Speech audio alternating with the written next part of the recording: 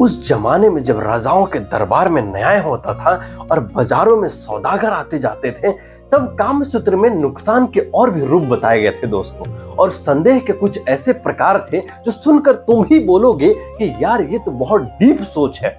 दोस्तों, उस जमाने में कामसूत्र में आगे लिखा गया कि जब एक वैश्या अपने खर्च पर किसी बहुत कंजूस पुरुष के साथ या फिर अपने लुक्स पर घमंडी पुरुष के साथ या दूसरे के दिल जीतने में स्किल्ड लेकिन अनग्रेटफुल यानी कि एहसान फरामोश पुरुष के साथ किसी अच्छे नतीजे के बिना संबंध बनाती हो, तो इस नुकसान को loss of wealth not attended by any gain यानी बिना किसी कमाई के धन का नुकसान कहते हैं दोस्तों। और जब एक वैश्य ऐसे ही किसी पुरुष के साथ जो राजा का चहेता भी हो और क्रूर और शक्तिशाली भी हो, बिना किसी अच्छे नतीजे के और कभी भी निकाले जाने के डर के साथ संबंध बनाती हो, तो इस नुकसान को loss of wealth attended by the other losses यानी दूसरे नुकसान के साथ आया धन का नुकसान कहते हैं दोस्तों।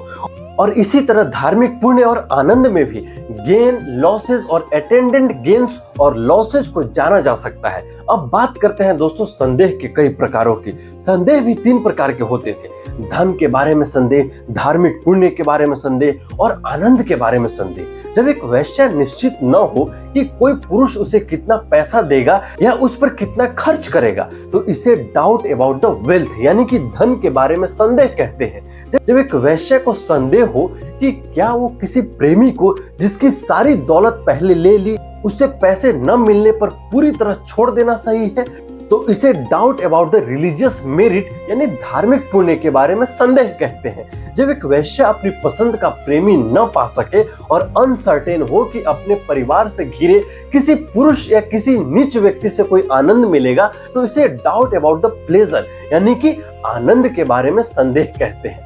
दोस्तों, साधारण संदेह तो जान लिया, लेकिन अभी मिक्स्ड डाउट यानी मिले जुले संदेह बाकी हैं। देखिए अगले वीडियो में, मुझे फॉलो करना मत भूलिएगा बस।